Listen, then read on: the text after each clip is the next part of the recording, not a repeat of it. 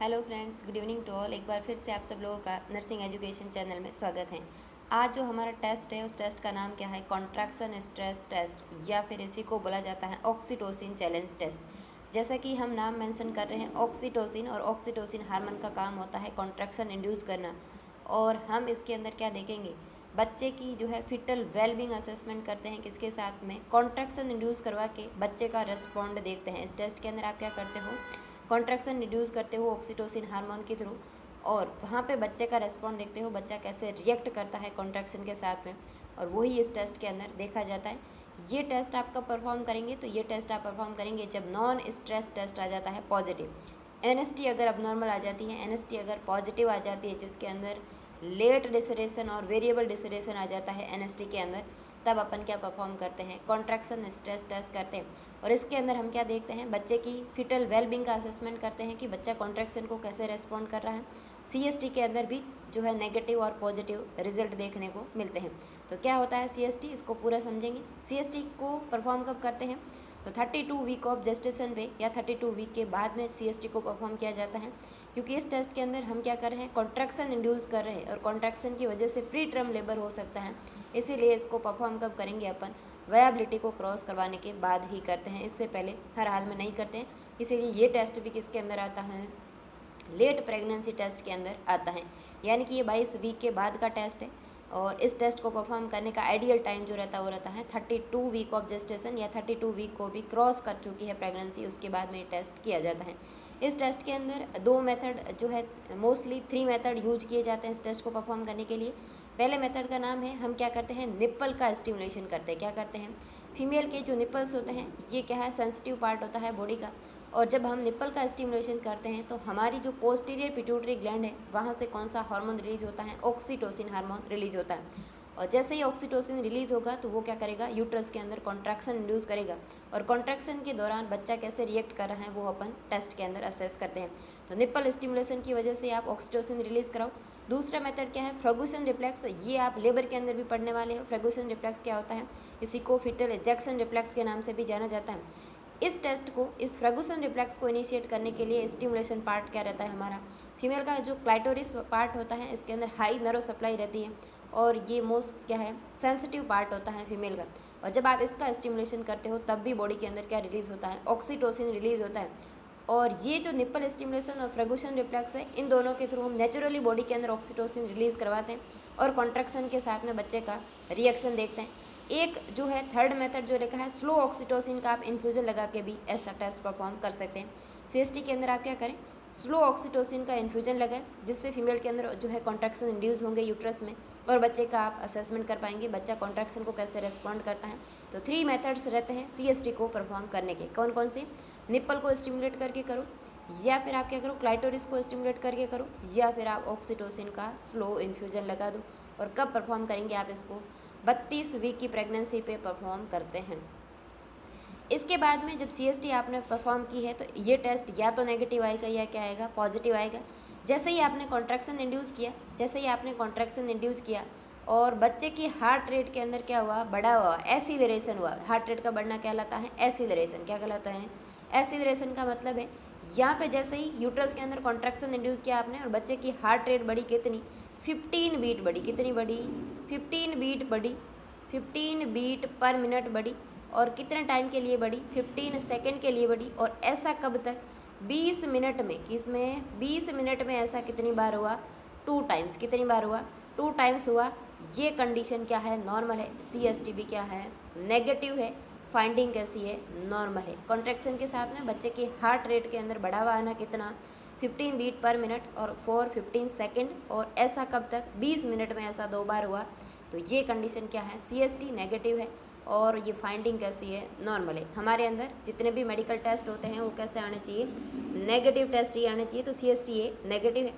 अगर आपने contraction induce किया और इस कॉन्ट्रैक्शन के साथ में बच्चे की हार्ट रेट के अंदर गिरावट आ रही है, क्या हो रही है, डिसेलरेशन हो रहा है। इस बार क्या हो रहा है, हार्ट रेट के अंदर गिरावट आना कहलाता है डिसेलरेशन होना। यहाँ पे क्या हुआ, जैसे ही आपने कॉन्ट्रैक्शन इंड्यूस किया और बच्चे की हार्ट रेट के अंदर गिरावट आई, तो ये सीएसटी कैसी है, अब नॉर्मल फाइंडिंग है। और सीएसटी कैसा है, पॉजिटिव टेस्ट आ चुका है कि बच्चा कॉन्ट्रैक्शन को सही से रेस्पॉन्ड नहीं कर रहा है।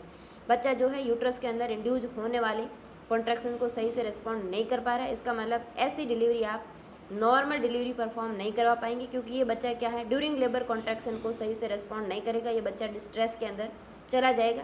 तो यहाँ पे ऐसा होने का क्या कारण रह सकता है? ऐसा होने का कारण है ये दोनों बड़े कारण। लेट डिसरेशन, यूट्रोप्लेसेंटल इंसफिशियंसी है, इसलिए बच्चा CST और NST को सही से रिस्पॉन्ड नहीं कर रहा है। या फिर क्या है, बच्चे की कोड का कंप्रेशन हो रहा है, इसलिए बच्चे के अंदर क्या देखने को मिलेगा आपको, वेरिएबल डिसरेशन देखने को मिल रहा है। ये दोनों अबनॉर्मल फाइंडिंग है। हमने बोला था अगर सिर्फ एसिलेशन हो रहा है तो वो नॉर्मल फाइंडिंग है।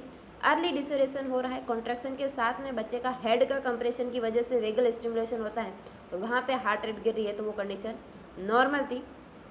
वो क्या है, कॉन्ट्रैक्शन जाने के बाद में रिकवर हो जाती है, जबकि यूट्रोप्लेसेंटल इनसफिशिएंसी और कोड कंप्रेशन का आपको क्या करना पड़ता है, इंटरवेंशन करना पड़ता है।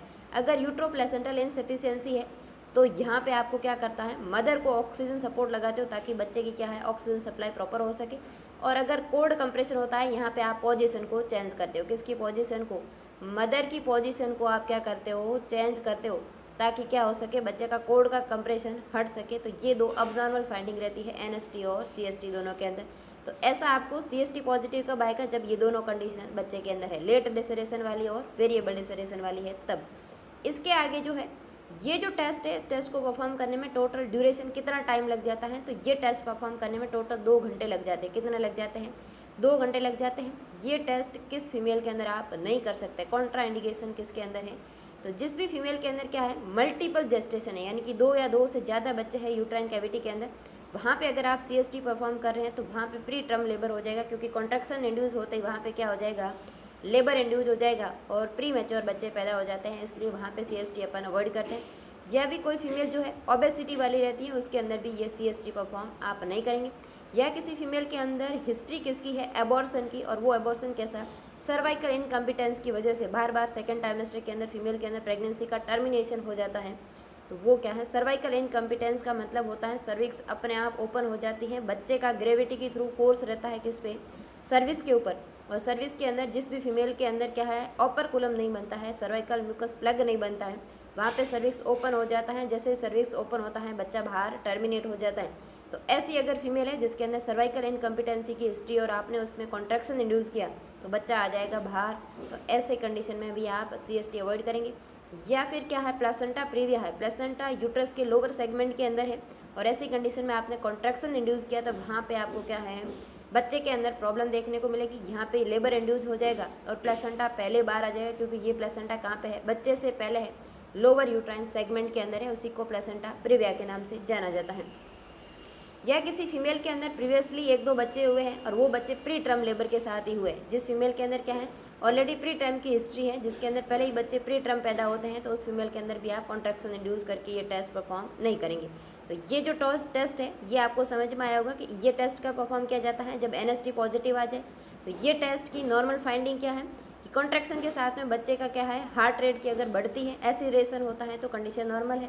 और अगर जो है ये क्या है, आपने जैसे ही कॉन्ट्रैक्शन इंड्यूस करवाए और वहाँ पे क्या है, बच्चे के हार्ट रेट के अंदर गिरावट आ रही है, तो ये क्या है, अब नॉर्मल फाइंडिंग है। और CST कैसा है, पॉजिटिव है, बच्चा नॉर्मल लेबर को टॉलरेट आगे नहीं कर पाएगा, क्योंकि नॉर्मल लेबर के अंदर बच्चे को सफ़र करना पड़ता है, कॉन्ट्रैक्शन के साथ में लगातार बच्चे का डिसेंड होता है और एक काफ़ी लंबी प्रोसेस लेबर वाली उसको तय करनी होती है और उसके बाद में बच्चा डिलीवर होता है। तो ये जो बच्चा है जिसके अंदर CST पॉजिटिव आता है, ये बच्चा नॉर्मल डिलीवर जो है नॉर्मल लेबर को टॉलरेट नहीं कर पाएगा, बच्चा फीटल डिस्ट्रेस के अंदर चला जाएगा। और इसके अंदर 2 अबनॉर्मल फाइंडिंग हो सकती है, लेट डिसरेशन वाली जिसके अंदर यूट्रोप्लेसेंटस इनसफिशिएंसी कारण रहता है, या फिर वेरिएबल जो है डिसरेशन रहता है जिसके अंदर कोड कंप्रेशन का कारण रहता है। कॉन्ट्राइंडिकेशन क्या रहता है, कितना टोटल ड्यूरेशन लगता है, किस किस मेथड से CST को इंड्यूस किया जाता है, ये सारा इस वीडियो लेक्चर के अंदर आपने सीखा। होप सो आप इस नए टेस्ट को, लॉजिकल थिंकिंग को आप जो है समझ पा रहे हैं कि ये टेस्ट कैसे प्रेगनेंसी के अंदर परफॉर्म किए जाते हैं।